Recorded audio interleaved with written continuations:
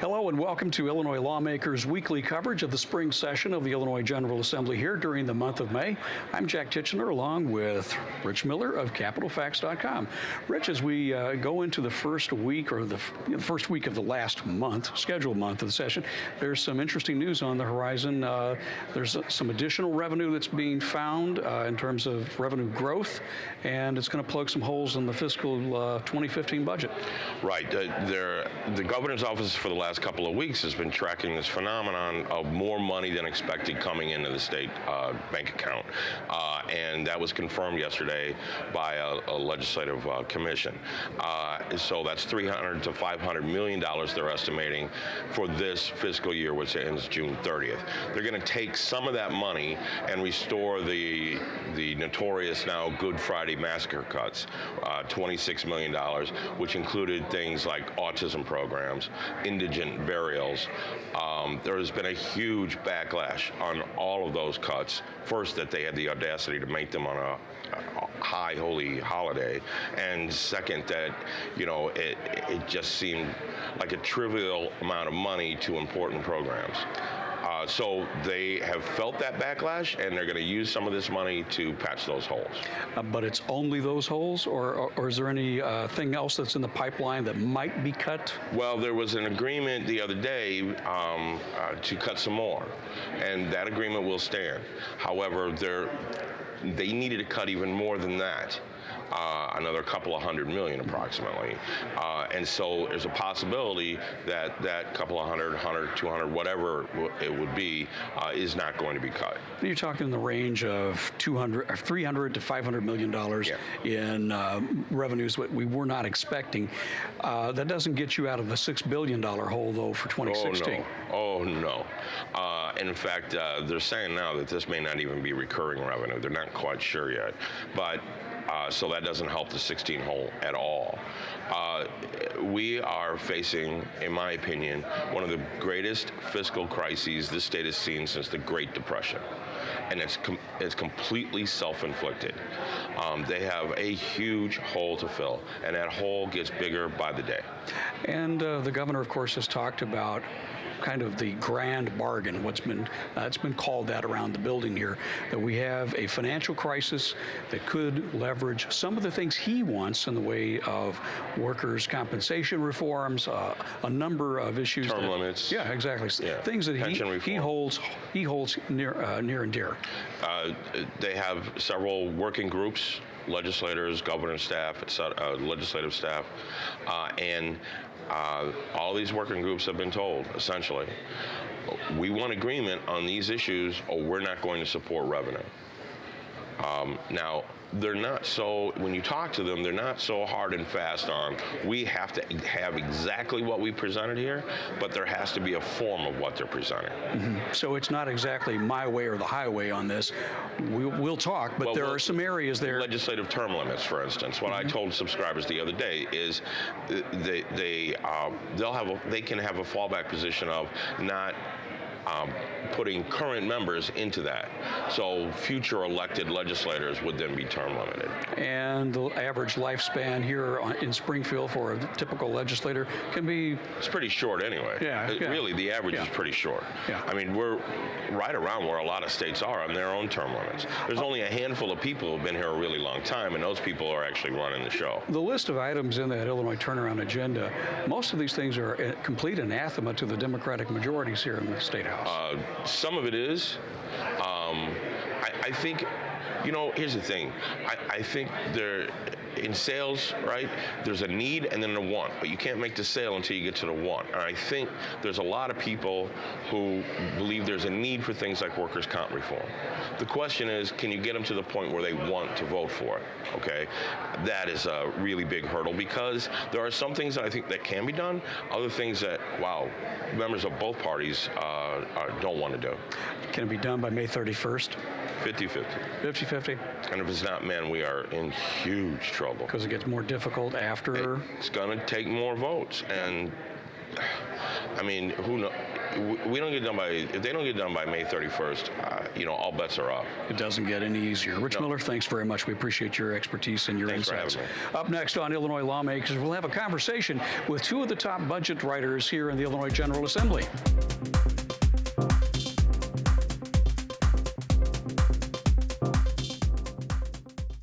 Joining me now on Illinois Lawmakers, House Human Services Appropriations Committee Chairman Greg Harris, Democrat of Chicago, and Deputy Senate Republican Leader Matt Murphy, two of the budget writers here in the Illinois State Capitol. The month of May, of course, is upon us. We have 31 days here at the Capitol to craft a new state budget for the beginning for the fiscal year beginning on July 1. Where are we in the process? Well, the governor and the four legislative leaders have put together working groups on a number of different topics. One of them is the budget, and those bipartisan, bicameral negotiations have begun this week. The meetings have begun this week. It's very early in that process from the standpoint of sitting down together, but both chambers have been listening to testimony and appropriations hearings all year, so I think we're on the right path. Representative Harris, is this kind of like the old days when the budgeteers, the budget experts from the respective caucuses would get together and kind of go through everything and flesh out some things and then send them up to the leaders and then they could talk to the governor? I think, the governor has introduced a budget that, balances itself on the backs of the most at-risk people in our society by cutting seniors, by cutting children, by cutting early intervention, by cutting autism, by cutting mental health services. It has $2.2 billion in pension savings that we know can't be booked because the Supreme Court has not been decided. I know it's an opening statement by the governor. I think all of us realize, though, that we cannot balance the budget simply by cutting. We're going to have to find some new revenue, and we're going to have to make some cuts also. Senator? Well, I think the other thing we all also know is that we really can't keep doing things more broadly the way we've done them. We have had 10 years or so of sort of what I would characterize as malaise. Every year we come down here and hear how it's going to be another tough budget year, and we have another year where we're lagging in job growth. We need to do things substantially differently in this state. Our budget is part of that. And I think part of what the governor is proposing is to fundamentally change the trajectory of the state with broad-based reforms, workers' comp reform, structural reform. Some of those things can make doing a budget a little easier. Some of those things can make it easier for us to bring more tax dollars in with more people working. And some of those things can maybe free up some of the money for the things that Representative Harris just referenced, those social service programs, and away from things that we have to fund disproportionately, like our pension payment. But we both know, all three of us know, that a lot of those ideas and the turnaround agenda are dead on arrival in the Democratic caucuses.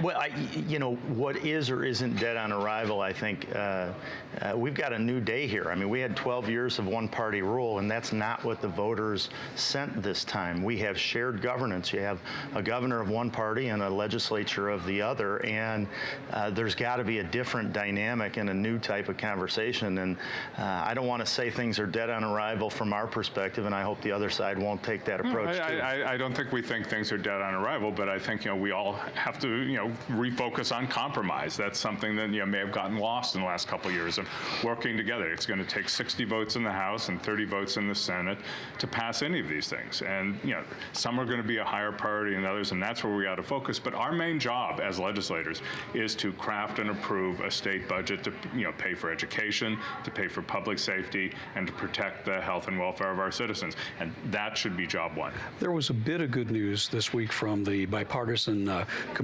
Commission on Governmental Forecasting and Accountability that the state revenues may go $300 to $500 million higher than expected. Does that take some of the pressure off of finding a way to restore the $26 million that was cut on Good Friday?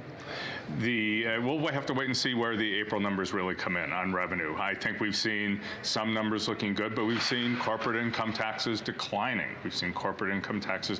So to start spending money before it's in the bank, I think would be a mistake.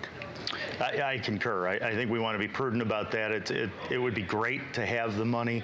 At the end of the day, there's some suggestion that it might be one-time type revenue, and I think we need to be careful of building that money into our base spending for next year if it's not going to be there. So we also have a backlog of bills we still need to pay down, and if there is a bump in revenue, I think it might be prudent to pay down those bills. There was a bipartisan vote here a few weeks ago to try and restore the bulk of the $1.6 billion that was needed to get the state to the end of this fiscal year 2015. There was some good feeling around the building at that time. Is that still here? Is it going into these new negotiations, Representative? I think there is. Yeah, I think that we sat down. There were some bumps along that way, but we worked our way through it. We're facing some very large challenges. And I think as Democrats and Republicans, we representing cities, suburbs, downstate Illinois, we're all going to have different needs, and we're going to have to come to the table, and we're going to have to hammer out some things we can all live with. No one group, though, should bear the brunt of having to balance this budget. As you look at the work ahead of you going into 2016, if no new revenues are worked into the equation, the governor's got something like $6 billion in cuts to all kinds of state programs, from health and human services to Medicaid to higher education. Just about everything gets hit. Is there any appetite for new revenues in the General Assembly at this point? Well, I think the governor has been pretty clear that if enough of the reform agenda that he has put forth that can really kind of change the way we operate down here, bring our cost of doing business down, and maybe free up some of the revenue that is required to be spent in certain areas now, if those reforms can be passed, he's open to having a conversation with the General Assembly about a budget that spends more and the revenue to back it up. But I think what's critical is that it can't just be about a tax increase and spending more money. It has to be about changing the dynamic down here a little bit as well. But I think the compromise Greg was talking about, the potential for a compromise like that does exist, and I think the governor has made that pretty clear. And I think the governor also has to understand, we may not get everything we want, and he's not going to get everything he wants. So if he tries to hold the entire state budget and our colleges and universities and our school districts and transit and public safety hostage to every single item on his agenda, it's going to be a very long summer here in Springfield. This is kind of what we've been talking. The idea has been called the grand bargain. The governor will acquiesce to some new revenue sources if he gets the bulk of what he wants done to, as he says, turn around the Illinois economy through things like workers' compensation reforms, unemployment insurance reform, more right-to-work language in Illinois statutes. Sure. Workers' comp, we did some significant work on that before, but the benefit of that seems to have stopped at the insurance company level. Doctors and workers and providers did their share, but the state savings went to insurers and not necessarily back into the system. So there could be some room. With regard to that, causation is one of the big things that business leaders have told me over the years. The income tax at 5% really wasn't the problem. It was how the money was being spent. But the larger issue out there was the workers' compensation rates in the state were so high that it made us vastly uncompetitive with other states. Well, I think what we're talking about, we're looking at a job growth record in Illinois, a state with a lot going for it, where we've got one of the worst job growth records in the country for an extended period of time. You want to bring the cost of doing business down in this state overall. Things like work comp, unemployment insurance reform can do that. And tax rates are part of the cost of doing business, but they're far from the entire package. And so I think we're looking at ways to make our state more competitive so we can put people back to work. Can Democrats go along with some of these? Again, I think all within reason, we're going to have to negotiate, sit down, and go back and forth. They're not going to get everything they want on the Republican side. Democrats aren't going to get everything we want. But again, budget making is job one. If the state shuts down because the governor decides to hold everything hostage to other agendas, that's going to be a problem. This gets us, at this point, it's 60 votes in the House to pass a budget, 30 votes in the Senate to pass a budget, providing that's done by May 31st. After that, you take supermajorities to get this done. How much more does that complicate the work to be done in closing that gap? I think, it makes it significantly more complicated. But right now, things are on a good trajectory. I hope they stay on a good trajectory. I hope we continue to talk to each other and figure these things out. You feel the same way, Matt? I do. I'm hopeful that this can all get worked out by the end of May. To be honest, I don't think it makes a lot of sense to go into overtime because I think the end package probably isn't going to look too terribly different in August than it would in the end of May. It's just a matter of getting down to work and getting the job done. Anybody here making vacation plans past the middle of July or before the middle of July? Well, I think that a lot of the economy of Springfield is sort of hoping we stay longer and spending some dollars here. But no plans at this point. Gentlemen, thanks very much. Senator Murphy, Representative Harris, always good to have you on the program. Up next on Illinois Lawmakers, we take a look at how Governor Rauner's Illinois turnaround agenda is being received here at the Capitol.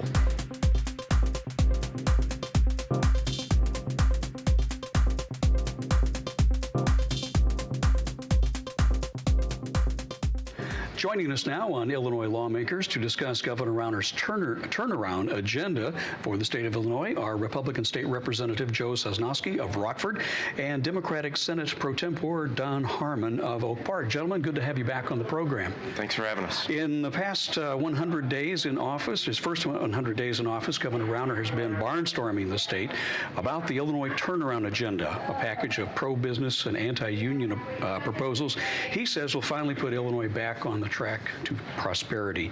Representative, your hometown of Rockford is the largest of the 30-some-odd towns and local municipalities so far, passing the local right to works resolution that the governor's office has sent out to cities and governments all over the state.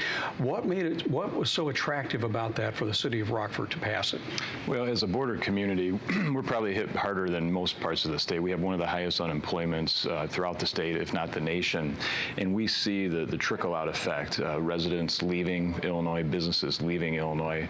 And part of this turnaround agenda is looking at the fact that we're the 48th worst state to do business in, and how do we put in reforms and policies that will attract business, attract people, attract employers and employees consequently, and grow our economy. That's what we need in the state line area, struggling communities, and we need something different to happen here out of the state of Illinois to grow our economy. Democrats want to grow the economy too, but most people on your side of the aisle don't think this is the way to do it. No, we think this is a lousy way to do it. This is the right to work for less. It's an attack on the middle class. It's not going to grow jobs. It's going to depress wages. And it's really not going to do anything to solve our budget problem, which we're facing at the end of the month. We really need the governor to turn around and come back to Springfield and start focusing on the budget. Attorney General Lisa Madigan says there are problems, legal problems with this law. It violates state law. The governor disagrees. He plans to keep on fighting for it. Well, it'll obviously be something that'll have to play out. There's legal opinions on both sides. You know, that the right to work is one small component. When we look at that, though, half the nation is right to work. And so on a competitive basis, it's something that we at least have to have on our radar.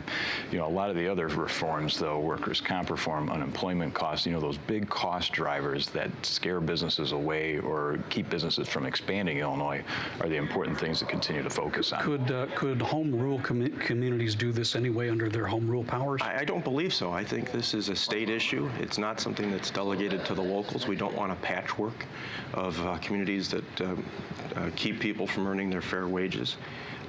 This is the wrong direction for Illinois. We need to protect the middle class, and we need to focus on getting the state budget done. Going into some of the other ideas that Representative Sosnowski was detailing there that are all part of this package, workers' compensation reform has been at the top of the business agenda here at the Capitol for as long as I can remember. And the reason, parcel of that is the governor says Illinois' got the 7th highest workers' comp cost in the nation, and business groups say it's virtually impossible for Illinois to compete with our system the way it is. I think that's just not true. Workers' comp costs are high in part because people are paid better in Illinois than they are in other states. That's a leading cost driver for how you calculate a workers' comp benefit. We just went through a major overhaul of workers' compensation a few years ago, which business and labor agreed to, and we're seeing the benefits of that now. Our costs are much more controlled than other states. One of the criticisms, though, of that 2013 or 2012, going back about 4 years, one of the criticisms of that was a lot of the savings that could be realized through that are not getting passed down back to business through the insurance companies? Well, there's a lag period, but I think that you would see the insurance rates in Illinois are not going up as dramatically as they're going up in other states. Representative, the governor wants to go to the key. The heart of this is causation. What is causation for those of us, the lay public watching this? Yeah, absolutely. The problem is the changes we made a couple of years ago really only saved about 3%. So when workers' compensation is continuing to increase each year, that minor savings that were created for employers is really nil. I mean, that's next to nothing. Until you drill down on causation, where firefighters who are in weightlifting competitions and they get injured in weightlifting competitions, or state workers who are working on a roof of a friend's house and they fall and get hurt, all those injuries that happen outside of the workplace, taxpayers are paying for all of that. And until you eliminate causation or to isolate it towards work-related injuries, that's a huge driving cost. Senator, to that end, the governor wants to change this from any cause and relating to the accident to being more than 50% being responsible for the injury. You have to understand what the workers' compensation system is. It's designed to keep people out of the courts. It's an agreement between the employer and the employees. If they're hurt on the job, they're going to go through the workers' compensation system. They're going to receive fair compensation for their injuries, but they're not all going to spend years in civil court fighting over this. Who did what to whom when? You have to be hurt on the job, but the notion that we want to send everyone back to the court, you want to do that, you just abolish workers' compensation. The unions in this state and the trial lawyers in the state are big contributors to the Democratic Party. Is this a non-starter on your side of the aisle? I think we're very willing to look at sensible workers' compensation reform, just like we did a few years ago. But the notion that we should just subsidize business and create a system that's unfair to the workers doesn't make much sense to me. The problem, though, is from my viewpoint, you talk to major manufacturers. Caterpillar, for instance, hasn't grown jobs in Illinois in decades, and the reason is they can go to other states, and in workers' comp alone, a facility of 500 workers, they literally save millions of dollars just in workers' comp costs. And when a board of directors is looking at a cost-benefit ratio of where to locate, it's an easy decision, and that's what's hurting Illinois. Another component of the governor's plan is legal system reforms, making it harder for plaintiffs in lawsuits to quote-unquote venue shop for a court where they think they'd get a better chance of getting a favorable outcome. I've seen very little specifics on the governor's proposal. From what I understand, it means that if I'm hurt, I can't sue where I live. I have to go and sue where the corporation lives. Again, this just doesn't make any sense. Why are we going to create all the rules that favor the corporate CEOs at the expense of the middle class? Doesn't make much sense to me. We're turning around to the 1890s when the workers had no rights and the robber barons ran the show. Representative? Well, there's a variety of different issues that tie in. My father was a union carpenter. There's a huge difference between private unions and public unions when we talk about costs, pensions, et cetera. Private unions control their own pensions. In the public sector, elected officials that are assisted by union contributions come in and then sit down and negotiate the wages. There's not a confrontation on negotiation. So out of that, though, sparks a whole bunch of different issues. Outside of compensation and benefits, there's a whole range of work-related rules that have gone well and beyond what unions really were originally set up to do to create a safe work environment. We have that now. Another component of this, your colleague on the Republican side, Ron Sandick, has a bill that would allow municipalities to take advantage of the federal bankruptcy code. Sure. Well, and it's something that we're realistically going to have to look at. We see what happened in Detroit. We've got municipalities that are struggling. I mean, you look at Chicago and their unfunded liability and pensions, in the 20 and 30% range. There's no way out of it. Their pension liability payments for this year going up by nearly $1 billion. How is Chicago going to put that together? At some point here, we're going to have to figure out what assistance through the bankruptcy courts we can offer to municipalities. Senator? Absolutely not. Municipal bankruptcy is the worst possible way to go. It would send a signal to the world and to the markets that we are put us into a death spiral. This is absolutely the wrong message. We don't want to be Detroit. We don't need to be Detroit. We're not going to be Detroit. We have to stop talking about it like we would be. That's the wrong way. There are plenty of other options short sort of just declaring bankruptcy and kicking workers to the curb. The governor suggested that in the case of the Chicago public school system, it might not be a bad idea, or it might.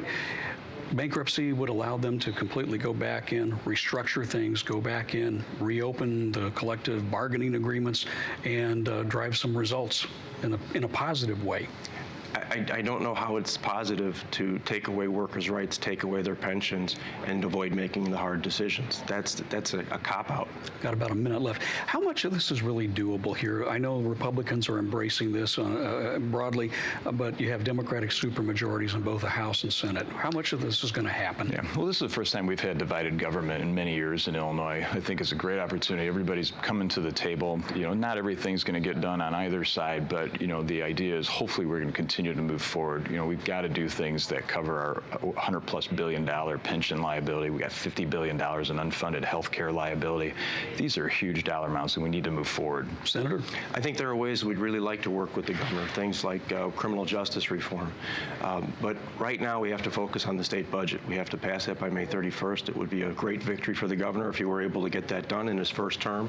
He can spend the rest of the summer touring the state talking about things that don't have any relationship to the state budget. Senator Harmon, Representative Sosnowski, thanks very much. Always good to have you both on the program. Thanks for having us. We will be back next week at the same time on this public television station for continuing coverage of the Illinois General Assembly on Illinois Lawmakers. From the Illinois Lawmakers team in Springfield, so long.